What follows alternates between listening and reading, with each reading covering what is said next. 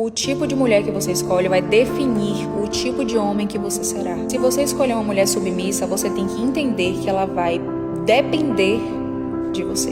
Se você quiser uma mulher corajosa, você tem que entender que ela tem pensamentos duros e pensamentos próprios. Se você escolher uma mulher bonita, você vai ter que aceitar as despesas que você vai ter com ela. Se você escolher uma mulher trabalhadora, você tem que entender que ela não vai conseguir liderar com a casa 24 horas. Já se você escolher uma dona de casa que vai cuidar de você e gerenciar o lar, você tem que entender que ela não vai ganhar dinheiro.